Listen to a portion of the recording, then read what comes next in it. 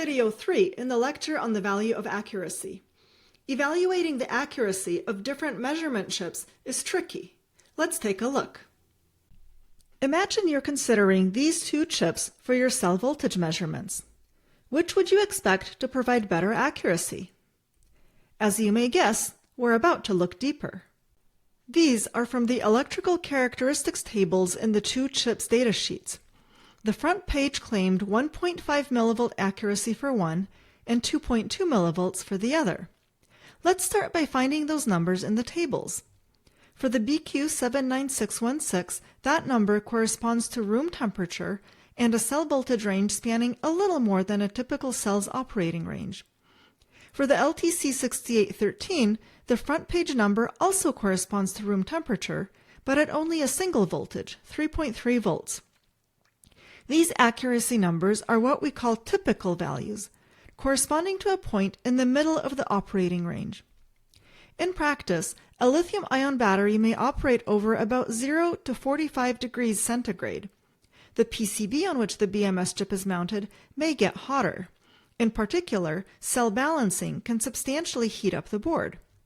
If we find accuracy values for each chip's whole operating temperature range, the respective accuracy values are 3.5 millivolts and 3.8 millivolts, roughly double what the front page touted. Temperature and voltage range are not the only factors affecting accuracy, and I'd like to draw your attention to two sources of error that are often missed. They tend to be negligible for lower precision chips, but for BMS chips, their magnitudes can equal or exceed those first page numbers. When you solder a chip to a board, the associated mechanical stresses on the silicon die cause precision bandgap reference circuits to shift a little, and the accuracy degrades. Modern BMS chips are accurate enough that this is a significant error term. The LTC6813 datasheet provides a measure of this effect for this chip. Note that they provide this measure in ppm, whereas the EC table listed accuracy in millivolts. So let's convert. 200 ppm is 0.8 of a millivolt at a cell's maximum operating voltage. That's a really excellent number. If we look inside the chip, we see two silicon dies. The smaller of the two is a buried Zener reference, known for its stability and used by this manufacturer in its higher accuracy chips. I could not find accuracy drift after soldering in the other vendor's datasheet. So, from the datasheet alone, we don't know what to expect. Long-term drift refers to how accuracy changes over the days and weeks and months after a chip is soldered to its PCB. The silicon die and the epoxy chip package and the fiberglass PCB all have different coefficients of thermal expansion. After soldering, it takes time for all these materials to relax, and as the product is thermally cycled under normal operation, these materials continue to expand and contract at slightly different rates. Few datasheets show us what to expect, but the LTC6811 does include some data. We see more drift in the first week or two, followed by slower subsequent drift. The magnitude of the drift is small for the LTC6811, but can be worse in chips without specific mitigations. For example, Texas Instruments has an application report showing drift for a couple voltage reference chips. Both show a similar trend of faster initial drift followed by slower subsequent drift, and in both cases the magnitude is larger than for the LTC6811. If this topic interests you, TI's application report is a nice document.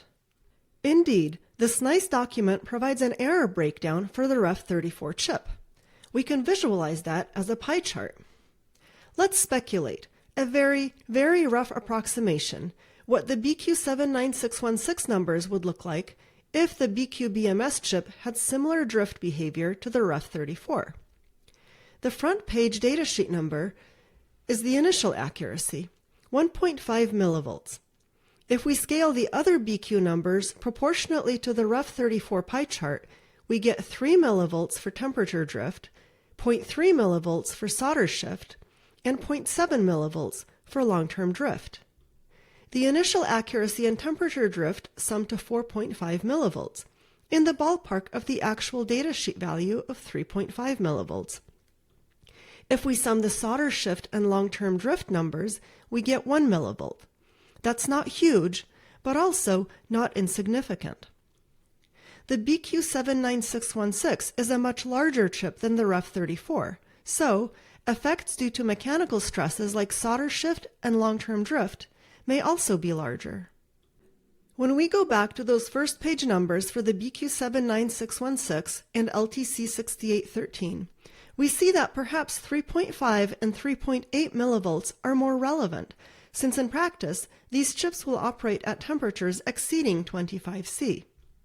And for the BQ chip, we should expect some unknown additional error due to solder shift and long-term drift.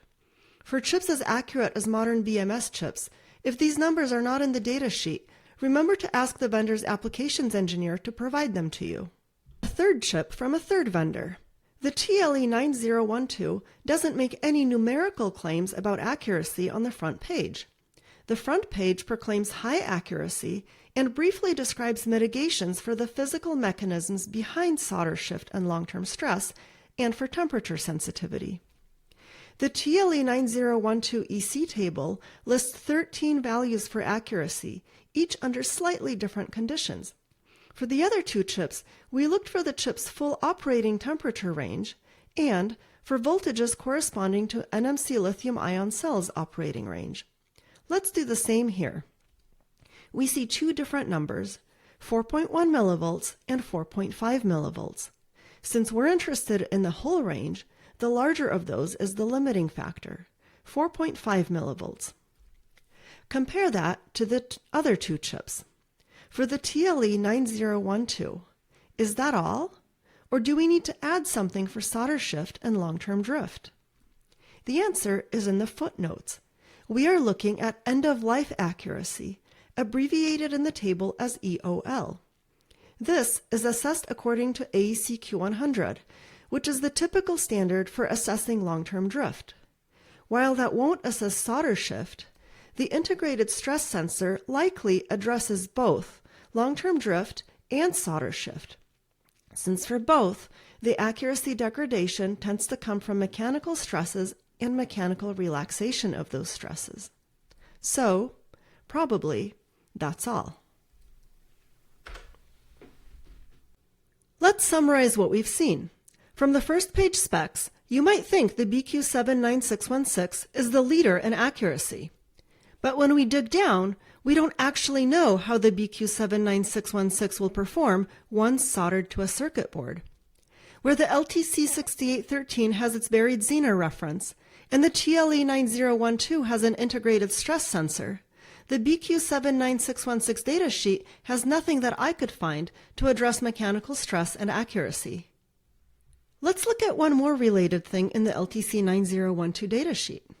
It lists a plus-minus 3 sigma distribution. What does this mean, and how do the other two chips compare? The total measurement error comes from a variety of root causes. These include accuracy variation with the input cell voltage, temperature, power supply rejection, noise rejection, mismatch or manufacturing variations, and possibly more. LTC datasheets include curves illustrating many of these sources of error. The mismatch or part-to-part variation relates to the 3 sigma note because the underlying manufacturing variations tend to follow a Gaussian distribution. That 3 sigma note means that in calculating the total measurement error, Infineon has used the 3 sigma value for the part of the error budget corresponding to manufacturing variation.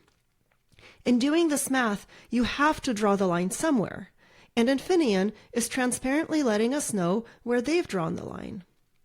So, what that means is that 997 of 1,000 units will have an error of less than or equal to 4.5 millivolts, even at operating extremes.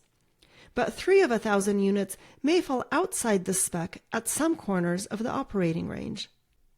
In our overall comparison chart, of the 3 vendors we evaluated, only Infineon is transparent enough to tell us in their datasheet with what rigor they've calculated their accuracy total. The infuriating truth is, comparing chip accuracies is a hairy exercise in comparing apples to oranges. Ay, ay, ay. So, in summary, we learned that in many datasheets, the front page accuracy value may not reflect actual performance, and the electrical characteristics table provides better information. Mechanical stresses, specifically solder shift and long-term drift, are significant for high-accuracy chips like BMS chips. Whether and how mechanical stress is addressed by design and captured in datasheet values varies among vendors. Manufacturing variations tend to be Gaussian, and vendors differ in transparency about how many standard deviations are assumed in datasheet values. Comparing accuracy can feel like comparing apples and oranges. Lastly, I'd like to mention system noise. This is something that a BMS chip datasheet cannot roll into its accuracy specification, since the system noise varies between systems. When a load current flows, it causes the sensed cell voltages to fluctuate due to both resistive and inductive effects. The ripple from the switching of a DC-DC supply, or inverter, or motor is, to a BMS, simply system noise. This can be significant, and many BMS chips offer some degree of on-chip filtering. For the 3 chips we looked at, the BQ79616 provides the lowest corner frequency, which would provide the most filtering. The LTC6813 is second best, and I cannot find any mention of internal filtering in the TLE9012 datasheet. RC filters outside the chip typically have a much higher corner frequency, and thus provide less attenuation than on-chip filters. This is the end of video 3. Please continue this lecture with video 4.